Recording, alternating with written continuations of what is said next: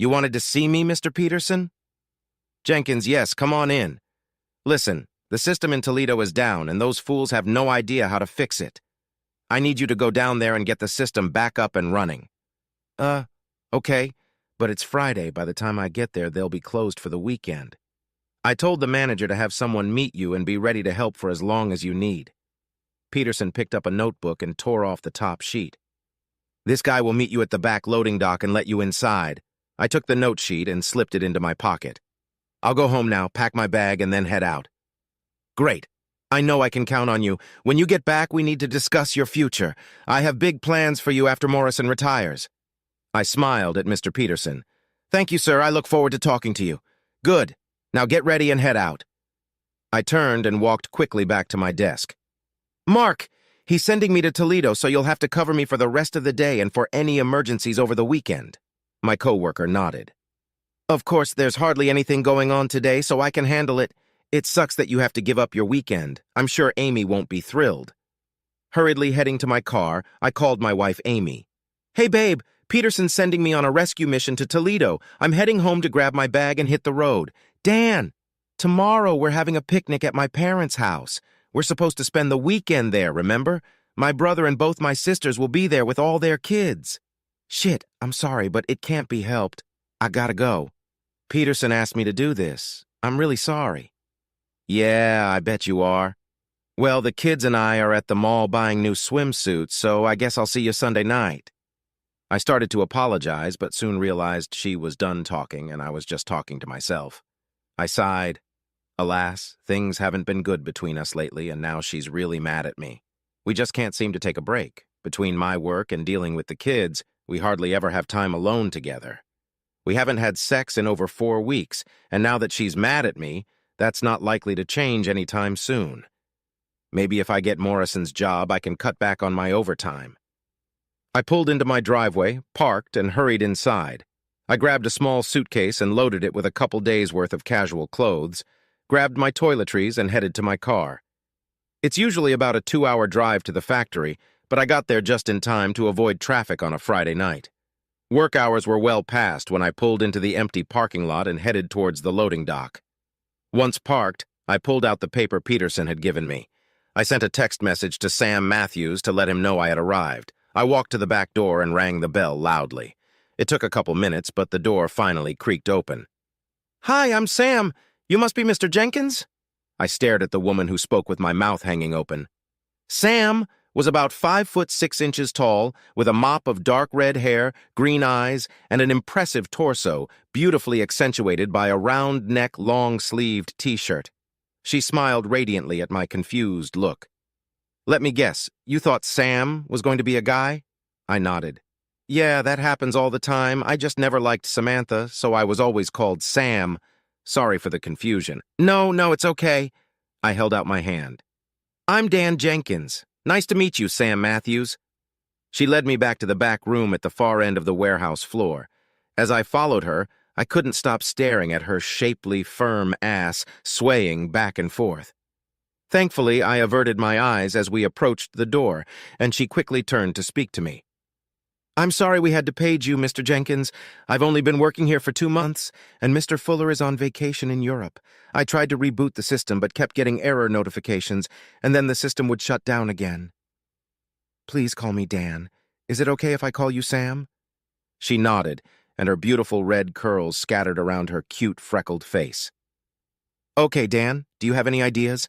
Sam, this system should have been replaced a long time ago, but management doesn't like to spend money on new equipment. The system can be pretty finicky and sensitive to power fluctuations. We had a big storm here the day before yesterday and it started snowing. Okay, let's open it up and see what's going on. The system was the controller for all the automation units in the warehouse. When it went out, the conveyors stopped, the picking robots died, and all the inventory screens went out. It had been a state-of-the-art system in its day, but its heyday was long past. This was my 3rd visit to Toledo in the last 5 years. If I get promoted, I'll lobby for an upgrade.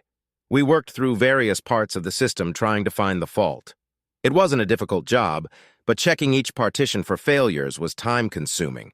Newer systems had test ports, and some were completely self-checking, but not this old system. After a couple hours, I heard Sam's stomach rumble.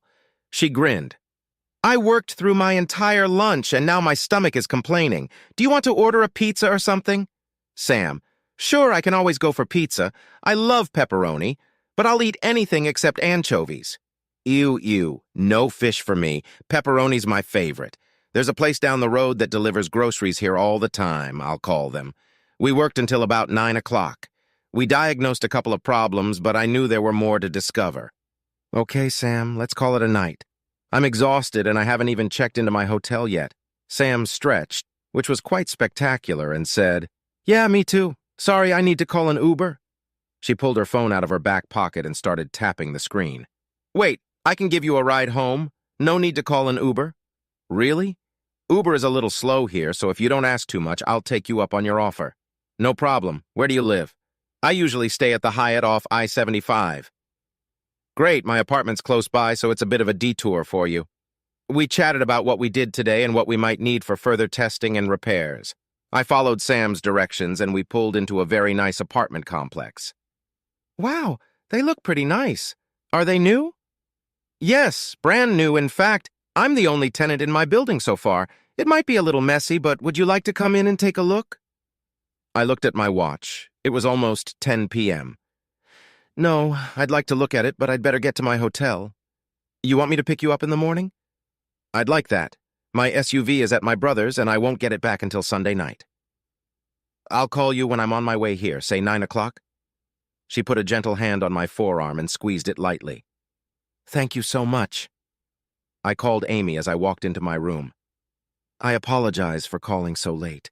It's been a very long day. I guess I'll be back Sunday night. Anyway, the kids are already asleep, so good night, she's passed out. Fucking hell, she hung up on me. I grabbed a $5 bottle of beer from the minibar and plopped down on the bed. I knew she was upset about me leaving, but I didn't really have a choice. What the hell did she expect me to do?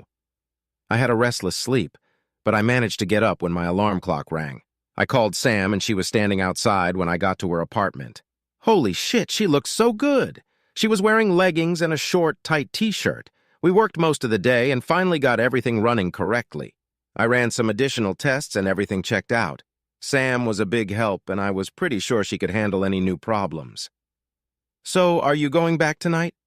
No, the whole family is away for the weekend at my in-laws, so I think I'll be back tomorrow. Great. Will you let me buy you dinner? You know, if only as a thank you for showing me how to keep this ancient system up and running. No, but I'd be happy to buy you dinner because I have an expense account, I said, and laughed. She agreed, and we went to a local steakhouse and had a delicious dinner. She insisted, and we ended up sharing a nice bottle of 19 Crimes wine. We drove back to her house, and I agreed when she invited me to come over for a nightcap. She opened another bottle of wine, and we sat on the couch. I excused myself and went into the bathroom to call Amy. The phone rang a few times, and I thought it would go to voicemail, but she answered. The kids are playing with their cousins, and I won't bother them. I just wanted to say goodnight to them. No. She disconnected. Holy shit, she hung up on me again. What the fuck? I called her back, but this time the message went straight to voicemail. I took a deep breath and tried to pull myself together. I splashed some cold water on my face and took a few more deep breaths. When I got back, Sam was sitting on the couch. Are you okay? I sighed. Just trying to deal with an angry wife. She wanted me to be at her parents' party, but the boss sent me here. Apparently, she's been unhappy with me for a while, so now I'm really unhappy with her. Oh, Dan, I'm sorry to hear that. Doesn't she realize this is just part of your job? I've tried to explain it to her, but she doesn't want to hear it. She's just angry and she's shutting me out. I'm sorry. I shouldn't be talking to you about my family problems. Maybe I should go. No, please, I want you to stay. Let's have another drink and talk about something else. She grabbed the wine and filled my glass. So you know my problems, so what's going on in your life? Oh, well, there's not much to tell. I broke up a long-term relationship about 3 months ago, moved here and went to work in a factory. I guess it's kind of a new chapter in my life. Would it be too intrusive to ask about your breakup? No, my boyfriend, who I dated for 2 years, took a job in Alabama, and I have no interest in living in Alabama. He took the job and just assumed I would move there with him. He had a week to make a decision and never bothered to ask me what I wanted, so we broke up. I'm sorry, it must have been hard to let him go, but at least you weren't married and thinking about 2 kids, I said with unnecessary bitterness. You're right. We talked about getting engaged. But I'm glad we didn't. I had no idea he could be so self-centered and inconsiderate. I broke it off completely, and now I'm in a new place with a new job. Well, that's exciting. Have you made any new friends? None that I was interested in until yesterday when you showed up. Sam quickly brought her hand to her lips. Oh God, maybe I drank too much wine, she said, blushing. I grinned. Sam, you've made this trip much more bearable. I've enjoyed your company the last 2 days. I smiled at her beautiful face, and she blushed again. She set down her wine glass and moved closer to me. Dan, I've been very lonely here for the past 3 months. These last 2 days have been the most fun I've had in all that time. I know it's wrong, but I'm very attracted to you. Then she leaned over and kissed me. I know I should have pulled away, but I didn't want to. Her lips were soft, and she smelled like lavender. I ran my hands over her arms and pulled her to my chest. She responded by kissing me hard and running her hand over my shoulder and through my hair. Her mouth opened and her tongue found mine. I slid my hands down to grasp the edge of her shirt and pulled it off over her head. Her hands began unbuttoning my shirt and then moved to my belt. In a few moments, we were naked. Sam, that was fantastic. Oh my God, Dan. I needed that. Oh, thank you. I was so afraid you'd reject me. She kissed me hard and hugged me tightly. Slowly, reality began to return to me, and I sat up on the couch. I looked at this beautiful young woman as she came up to sit next to me. Sam, we shouldn't have done that. I'm sorry. Shh, she pressed a finger to my lips. I didn't do anything I didn't want to. We're just 2 exhausted friends who needed some comfort. Thank you, Dan, for giving me a piece of yourself. What happened here tonight will stay just between us. It was a one-time event, and I'm glad it happened. I hugged her, and she asked if I wanted to stay. I knew that if I did, we would make love all night long. I reluctantly got dressed, kissed her goodnight, and went to my hotel. As I lay in bed, guilt overwhelmed me. I had cheated on my wife. I was angry at Amy, and I was horny as hell, and Sam wanted me. God, it felt so good to be desired by a beautiful young woman, but this was wrong. Shit, what am I going to do now? On the drive home, I ran it through my head. Should I tell Amy and apologize? If so, when should I tell her? She's already very angry with me. This would certainly drive her to the edge. Maybe I should wait and tell her after I get promoted and our life gets back on track. But then, wouldn't she blow up because I kept it from her and didn't tell her right away? What if I just don't tell her? Can I do that? Can I keep it from her? Would I be able to deal with the guilt? But what would happen if she somehow found out? She would be crushed, just as I would be crushed if she did this to me. Shit. I pulled into my garage, grabbed my bag, and went inside. Amy was standing in the kitchen, leaning against the countertop. I dropped my bags and walked over to her.